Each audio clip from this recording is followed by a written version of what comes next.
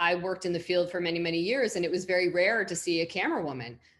You know, they obviously had camaraderie with their male colleagues, but you know, it was a rare thing to have 5 camera women, you know, working for one news organization.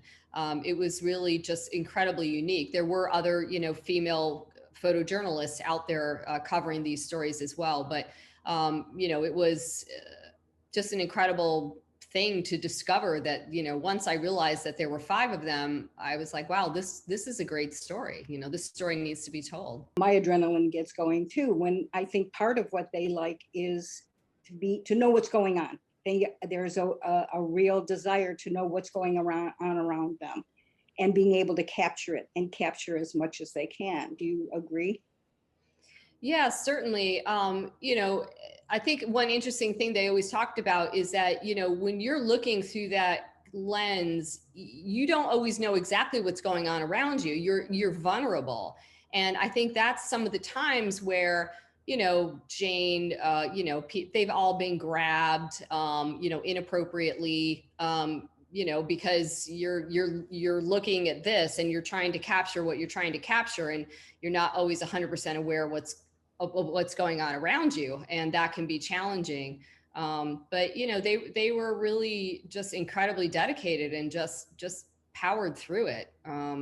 You know, they're just remarkable. They're just so strong as a group. They're just, you know, nothing stopped them. And the way they treat women in different cultures affected how they would do their work or how they could do it or couldn't do it.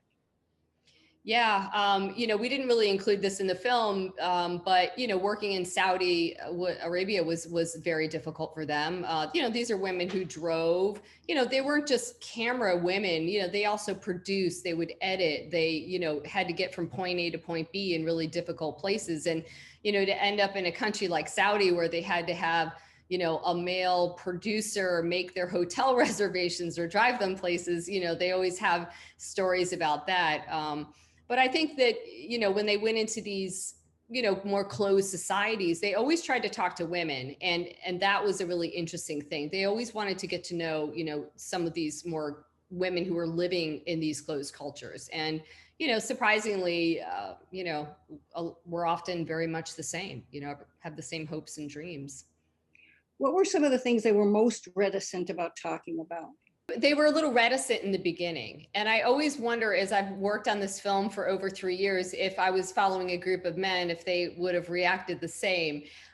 Sometimes I really had to kind of get them to open up, and it took a little bit of work. But I know 4 out of the 5 of the women, and I worked with some of them. So I did know them, and I got to know them better over the years that I worked at CNN. But it was, you know, at times it was a challenge. I think once, you know, we all began to trust each other and understand the story we wanted to tell, that they really opened up and wanted to share their story. Was there any particular thing that kind of greased the way? I think what really helped sort of open the door to the whole, you know, documentary was the fact that they had so much of their own footage that they hung on to. And, you know, I would go up to New York and get footage and bring it back to Atlanta, or they would, you know, 2 of them are based here. They would bring footage.